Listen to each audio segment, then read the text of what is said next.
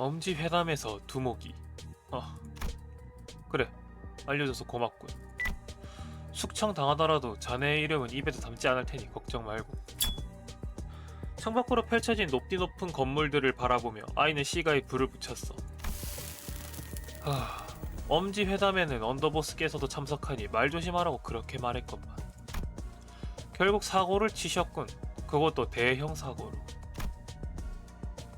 꺾인 날개에 모여든 뒷골목 조직들의 목적은 대부분 비슷해. 엘사의 골목 하나라도 차지해서 언젠가 들어설 새로운 엘사에게 보상금을 받고 파는 거지. 라테라노 패밀리와 흑운회가 철수한다는 걸 보면 엄지가 욕심을 부렸나. 실대 패밀리들은 또 그대로 두시는 걸 보면 조직 수뇌부급들은 또 챙겨주시겠다 이건가? 고생은 산하 조직들이 다 했는데 결국 구역을 가져가는 건 엄지군. 두목의 성정을 생각하면 궁금했던 걸 테지. 왜 우리가 빈손으로 돌아가야 하는 건지. 아이가 몸담은 조직 밤의 송곳도 엄지의 허락 아래 엘사의 이권 다툼에 끼어들었지만 대부의 변심으로 엘사에서 손을 떼야 하는 처지에 놓였던 거야. 그 억울함이 너무 컸던 탓일까? 아이의 두목은 회담장에서 그만 감정을 억누르지 못하고 해서는 안 될 질문을 입에 담았어. 대부님의 의중을 알아내서 뭐 달라질 게 있다고. 그 경솔한 한마디로 밤의 송곳이 숙청될 처지에 놓였군. 패밀리에서 숙청자로 움직이던 시절에 상상만 해봤던 일이 이렇게 벌어지나. 밖에 있나? 부르셨습니까, 카피타노? 건물에 남아있는 식구들 전부 내 방으로 올라오라고 해. 그리고 내가 지금부터 말해주는 내용 빠짐없이 전달하고. 아이는 건물에 남아있는 조직원들을 모두 불러모았지만 상황을 이미 눈치챘다는 걸 엄지가 알아차리지 못하도록 외부에 있는 조직원은 한 명도 부르지 않았어. 살 사람은 살아야지. 그렇게 되뇌이면서 말이야. 다들 모였나? 엄지 회담에서 일어난 일은 전달받았겠지. 두목이 평소에 언행이 가벼웠긴 해도 이럴 줄은 몰랐습니다. 믿을 수가 없군요. 대부님의 의중을 묻다니. 이제 저희는 숙청당하는 겁니까? 조직들을 사냥하고 다니던 우리가 거꾸로 표적이 되다니 믿기지 않습니다. 당연하게도 조직원들 사이에서 원망의 말이 하나둘 나오기 시작했어. 차라리 카피타노가 두목이었다면. 무의미한 가정은 그쯤 하자고. 두목의 젊은 패기 덕분에 조직이 성장한 건 부정할 수 없는 사실이야. 난 직접 뛰는 게 체질이었어. 두목도 사람이 경솔해서 그렇지 일 따오는 솜씨는 타고났었고. 살아남을 방법을 생각해야지. 이미 죽은 두목에게 침뱉는 건 나중에 해도 늦지 않아. 엘사 둥지를 거쳐 반대쪽 뒷골목으로 도망치는 건 어떻습니까? 마침 12구에는 비가 내리고 있어. 몰락한 이후 자욱한 안개가 낀 엘사의 둥지는 몸을 숨기기에 좋은 장소지. 갈 곳은 생각해뒀나? 의사 어떠십니까? 이상한 괴물 때문에 둥지민들이 학살을 당한 이후로 쭉 혼란스러운 상황이라고 들었습니다.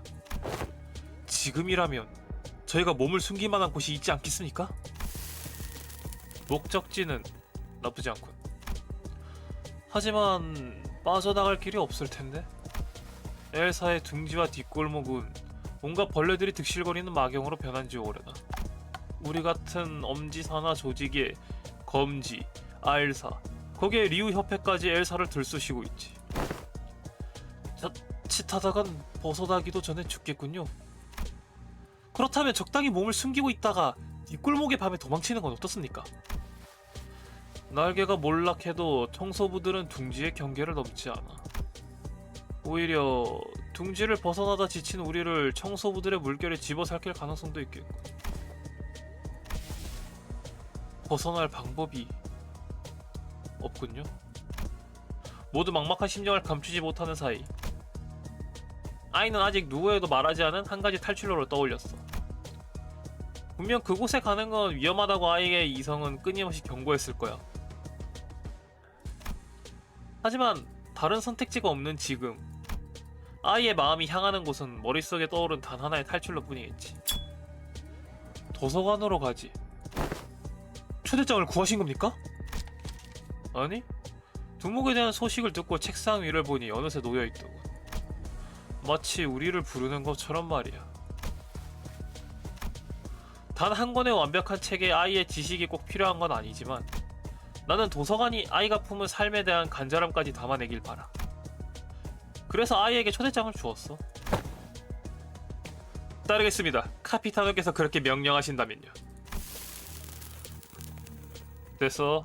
피차 같은 처지의 엄지의 규율까지 신경 쓸 겨를 없잖아. 의견은 편하게 나누는 걸로 하자고. 그쪽이 살 확률이 높을 테니까. 도서관은 너무 위험합니다. 1급 해결사 사무소들도 도서관과 관련된 의뢰는 모두 취소하고 있다더군요. 그 돈에 미친 자들이. 막대한 위약금까지 물어가면서 말이죠. 어디 사무소들만 유난이겠습니까?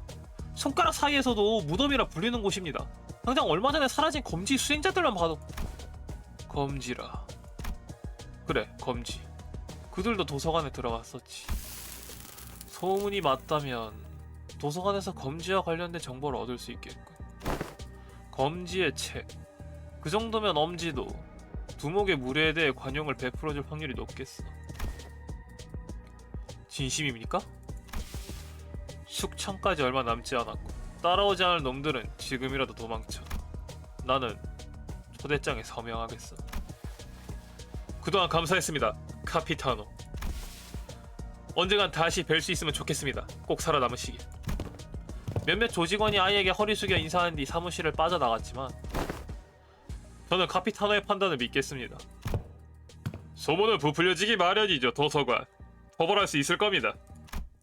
대부분은 자리에 남아 아이의 서명을 기다리고 있어. 출발하지. 과장된 소문이라고 생각했는데 이래서 도서관인가?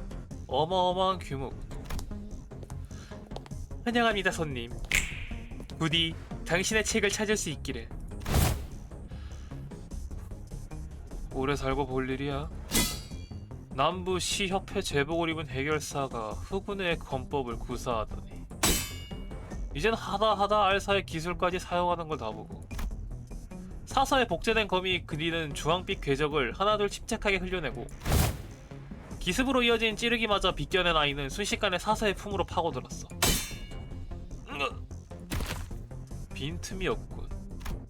하지만 불꽃을 튀기며 바닥을 흘고 간 아이의 송곳은 끝내 사서의 목을 꿰뚫지 못한 채로 가로막히고 말았지. 카피타노, 괜찮으십니까? 전혀. 리우의 불꽃을 다루는 검지 수행자를 쓰러뜨렸을 땐 희망이 보였는데 말이지. 남은 전력은? 데려온 인원의 절반이 죽었습니다. 도서관의 사서, 소문보다 더한 괴물들이군요. 더 싸우는 게 의미가 있을까요? 저놈들은 괴물 같은 게 아니야. 우리와 다름없이 죽음을 두려워하는 인간이지. 분명 약점이 있을 거다. 강렬한 감정을 내비친 아이는 단숨에 사서 한 명의 급소를 꿰뚫었어. 분전하는 아이에게서 희망이라도 본 걸까? 조직원들은 의지를 다진 듯 단검을 꾹 쥐고 달려들었어. 미친놈들, 어떻게 저런 힘을...